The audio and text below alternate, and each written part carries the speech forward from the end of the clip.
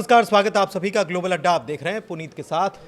और ईरान को लेकर जो खबरें आ रही हैं उसकी हम बात करने वाले हैं। 18 दिन हो चुके हैं ईरान में जो कुछ चल रहा है, प्रदर्शन चल रहा है और तमाम चीज़ें चल रही हैं। 18 दिन बीत गए हैं और बार बार बीच में ये खबरें आ रही हैं कि अमेरिका कभी भी हमला कर सकता है। लेकिन अब जो बदलाव हुए हैं उसके बारे में जानकारी आपको दे देते हैं। ताज़ा अपडेट्स क्या हैं, ताज़ा क्या डेवलपमेंट हो रहा है, इसके बारे में समझते हैं। मेरे सहयोगी आनंद मौजूद हैं, क्योंकि देखिए एक बड़ी बात यह है कि आज फांसी देने की बात कही गई कि वहाँ एक शख्स 26 साल का एक दुकानदार, जिसके ऊपर आरोप ये लगाया गया कि अल्लाह के ख़िलाफ़ युद्ध छेड़ा गया उसकी तरफ से, उसको फांसी देने की बात कही गई है। अब इसके बाद अमेरिका की तरफ से चेतावनी आई थी और अमेरिका की तरफ से ये कह दिया गया था कि अगर ऐसा कुछ ईरान करता है तो उसका अंजाम भुगतना पड़ेगा। दूसरी तरफ डोनाल्ड ट्रंप के ट्वीट या ये कह लें कि ट्रुथ सोशल मीडिया जो है उस पर वो जो पोस्ट करते हैं वो बड़े चर्चा में आए हैं, क्योंकि वो एक प्रकार से वहाँ के लोग, वहाँ जो लोग प्रदर्शन कर रहे हैं उनको पूरी तरीके से अपना बैकअप दे रहे हैं। साफ कह दिया है कि आप तो करो, हम आपके पीछे हैं। तो अपडेट ये भी है कि डिएगो गार्सिया में कुछ हलचल हुई है। इसके अलावा कतर में जो अल उदैद एयरबेस है उससे भी अपडेट निकल कर सामने आ रहे हैं। ये सारी जानकारी आनंद से लेते हैं। आनंद, क्या खबर आ रही है? देखिए, दरअसल जो अभी आपने बात किया एयरबेस की, तो सबसे मुख्य बात यही कि प्रदर्शन तो ईरान में चल रहे हैं, लेकिन अब जो फांसी देने की बात कही है उसके बाद से ट्रंप और नाराज़ दिखते नज़र आ रहे हैं ईरान से खाली खफा करके क्योंकि ईरान जो है अपने जो कार्रवाई कर रही है प्रदर्शनकारियों पर वो कम नहीं हो रही है। सख्ती दिन पर दिन बढ़ाते जा रही है ईरान सरकार। और ट्रंप का कहना है कि प्रदर्शनकारियों पर अगर कोई भी कार्रवाई होगी तो उसका भुगतना पड़ेगा नुकसान ईरान को। लेकिन अब जो खबरें सामने आ रही है वो है मिडिल ईस्ट में ही है, क्योंकि आपको भी पता है कि अमेरिका का बहुत सारे एयरबेस है मिडिल ईस्ट में। पहला तो है कतर का भी इस पर बयान आ चुका है। सबसे बड़ा एयरबेस उसका वहीं पर है। बिल्कुल। और कतर एक तरीके से ये भी बोला जाता है कि अमेरिका का अपना घर है मिडिल ईस्ट में। अगर कोई बोलता है, ऐसा कहा जाता है कि अमेरिका का घर अगर मिडिल ईस्ट में खोजेंगे तो आपको पहला वही मुस्लिम देश मिलेगा, वो है कतर। कतर में क्या है कि लगभग 10,000 से अधिक सैनिक जो हैं कि वहाँ पर तैनात हैं। अब वहाँ पर क्या है कि वहाँ पर एक्टिविटी बढ़ गई है। कतर में जो एयरबेस है वो एयरबेस खाली करने की भी बात ऐसी सामने आई है कि खाली करने की भी बात कही जा रही है। क्यों कही जा रही है? क्योंकि आपको भी पता होगा कि जब जून में हमला हुआ था अमेरिका की तरफ से और इजराइल की तरफ से, तो ईरान भी उसकी प्रतिक्रिया दी थी और कतर पे बहुत सारे एयरबेस को उसने नुकसान पहुंचाया था, ऐसा ईरान ने खंडन किया था। अमेरिका की तरफ से ईरान ने दावा किया था, अमेरिका ने खंडन किया था। हाँ। तो बिल्कुल। तो अब इससे ये तो सामने निकल के आ गया है कि अमेरिका जो है वो पूरी तैयारी में युद्ध को लेकर के, क्योंकि ईरान जो है कि अपनी शक्ति बरतने से, मतलब शक्ति जो है वो कम करने से बाज नहीं आ रहा है और वो बढ़ता ही जा रहा है दिन पर दिन। अब इस पर क्या है कि अमेरिका अब एक्शन लेना चाहता है और अमेरिका में जो ट्रंप साहब जो बैठे हुए हैं वहाँ पर वो बहुत नाराज़ नज़र आ रहे हैं, क्योंकि 18 दिन हो गए प्रदर्शन के, लेकिन प्रदर्शन में लगातार मौतों की जो संख्या है वो बढ़ती जा रही है। अगर हम 3 दिन पहले बताएं तो 650 की बात हो रही थी, आज वो 2400 हो गई है। लेकिन बहुत सारे इंटरनेशनल मीडिया जो है वो 12,000 तक की मौत की संख्या बता रही है। तो इससे क्या है कि अब तो पुष्टि नहीं है कितनी मौतें हुई है नहीं हुई है, लेकिन अब ये तो सामने हो गया कि जो B-2 बॉम्बर्स है वो उड़ान ईरान के लिए भर सकती है। डिएगो गार्सिया में उनकी एक्टिविटी वहाँ पर देखी गई है B-2 बॉम्बर्स की। इसके अलावा एक जानकारी और निकलकर सामने आ रही है और वो है कि कतर की तरफ से ये कहा गया है कि बहुत जल्द कुछ बड़ा होने वाला है। ये एक बड़ा बयान निकलकर सामने आया है और एक विनाशकारी कुछ होने की बात कही जा रही है। तो इसका मतलब क्या समझा जाए?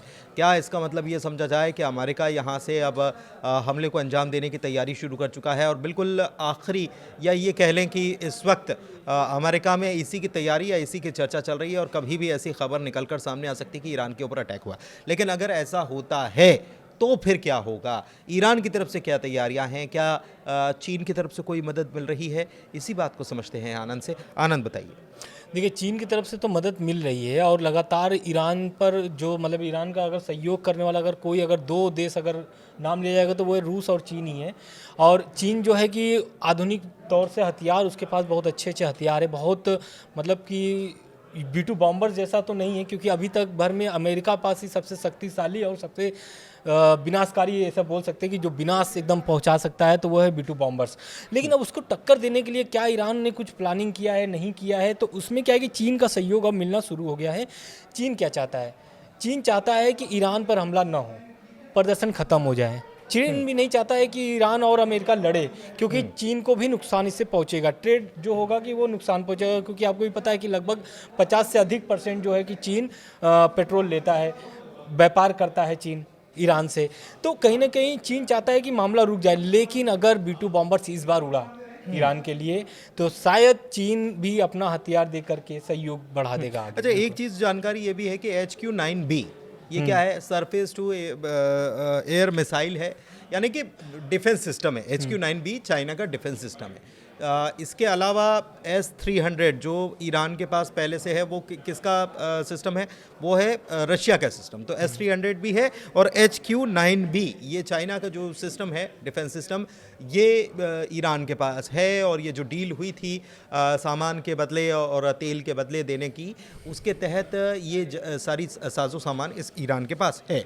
इसके अलावा ईरान के पास लंबी दूरी की मिसाइलें भी हैं, बैलिस्टिक और हाइपरसोनिक सुपरसोनिक मिसाइल्स भी ईरान के पास है। तो ईरान उसको लेकर पहले भी काम करता रहा है और मिसाइल सिटी एक्टिव हो चुकी है।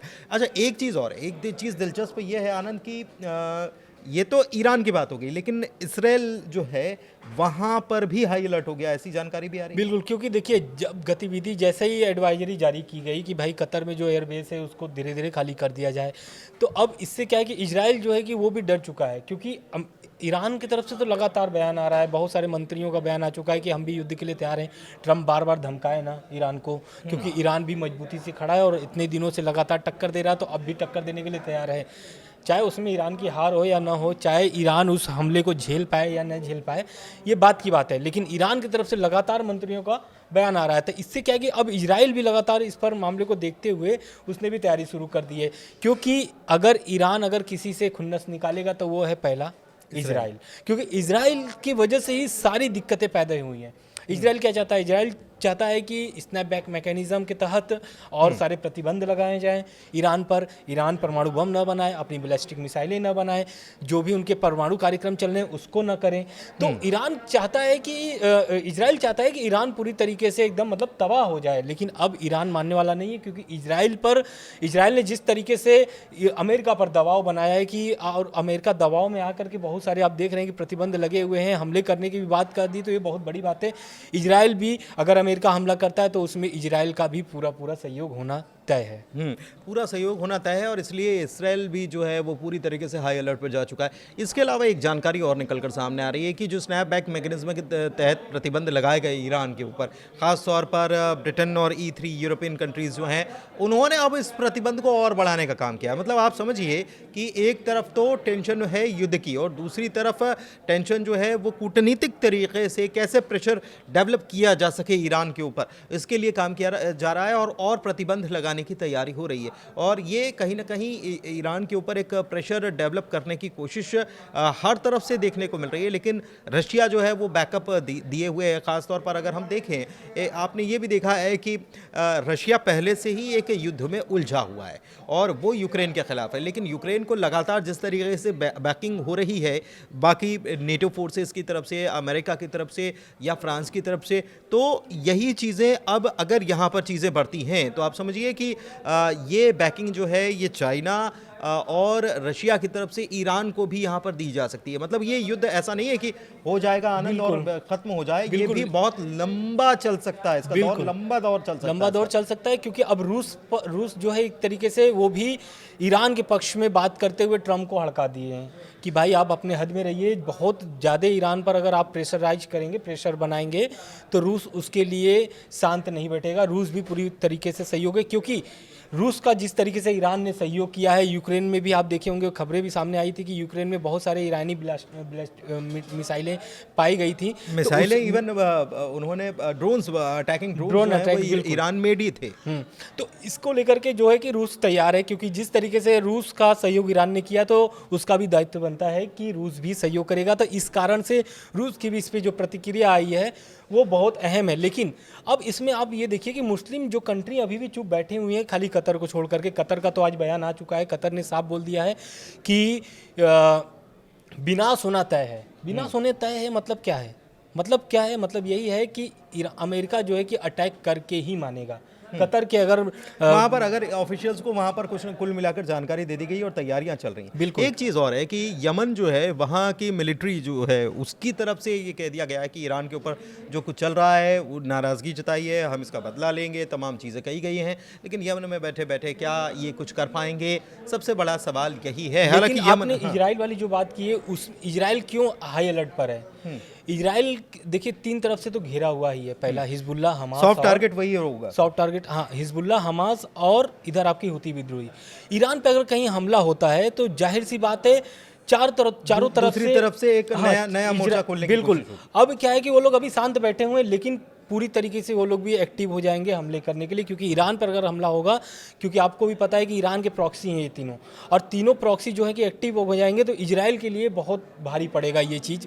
इसलिए हाई अलर्ट पर इजराइल है, क्योंकि अगर रात में भी हमला करता है अमेरिका तो इजराइल का पूरा सहयोग होगा, और ईरान भी इस बार चुप नहीं बैठेगा। अगर हमला होगा तो चारों तरफा होगा इजराइल की तरफ से। हिजबुल्लाह भी हमला करने के लिए तैयार बैठा हुआ है, हमास भी तैयार बैठा हुआ है, और इधर हुती विद्रोही भी। तो कहीं ना कहीं अगर ये हमला होगा तो हुती जो है क्या करते हैं, हुती एक तरीके से व्यापार जो चलता है ना उसको ठप करते हैं। लगभग 40% वहाँ पर व्यापार चलते हैं उस रास्तों से।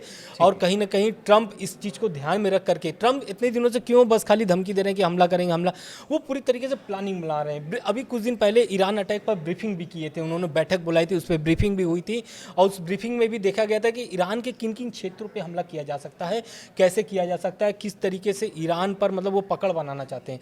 तो क्या इस पर ये सफल हो पाएंगे? अटैक अगर होता है तो क्या हिजबुल्लाह, हमास, हुती ये सहयोग करने के लिए एक्टिव होंगे या नहीं होंगे, ये तो समय बताएगा। लेकिन अभी जो सामने नज़र आ रहा है, एडवाइजरी जारी की जा रही है और कतर का बयान कि विनाश तय है, तो ये कहीं ना कहीं ये जताता है कि ईरान, अमेरिका जो है वो पूरी तरीके से अटैक करने के मूड में है। अगर फांसी हो जाती है, आप ये जो 26 वर्षीय युवा जो प्रदर्शनकारी हैं, अगर वो फांसी हो जाती है तो एक मौका अमेरिका को मिल बिल्कुल जाएगा। हाँ, और उसको बुलाने की कोशिश यहाँ पर की जाएगी। एक चीज़ और है कि ये सब कुछ जो पूरा घटनाक्रम चल रहा है, इस बीच जो नज़र बनी हुई है वो चाइना और रशिया की बनी हुई है, पूरे घटनाक्रम के ऊपर बनी हुई है। लेकिन अब ये देखना होगा कि क्या अमेरिका, क्योंकि एक बात और निकलकर आनंद सामने आ रही थी कि नेशनल सिक्योरिटी काउंसिल जो होती है उसकी एक मीटिंग होने वाली थी। शायद वो जानकारी भले ही निकलकर सामने नहीं आई, लेकिन ट्रंप को शायद ब्रीफ कर दिया गया है, जानकारी दे दी गई है। और इसके पहले भी हमने देखा है कि एक तरफ बातचीत चल रही थी परमाणु वार्ता को लेकर, और दूसरी तरफ B-2 बॉम्बर्स अचानक से एक्टिवेट हो जाते हैं और उसके बाद हमला कर देते हैं। तो क्या ये ऐसा ही कुछ होने वाला है? क्योंकि अभी तक जो बात ट्रंप की तरफ से कही जा रही थी कि एक very soon a meeting has been set up, तो वो मीटिंग होगी या सेटअप किया जाएगा, वो सारी बातें दूर हो गई हैं और अब हमले की बात हो रही है। हालांकि ईरान की तरफ से साफ तौर पर कह दिया गया कि अगर हमला होगा उसका माकूल जवाब दिया जाएगा। फिलहाल इस वीडियो में चर्चा यहीं तक रखते हैं, और चर्चा कैसी लगी ज़रूर बताइएगा, जानकारी कैसी लगी ज़रूर बताइएगा। वीडियो में आखिर तक बने रहने के लिए बहुत शुक्रिया, धन्यवाद।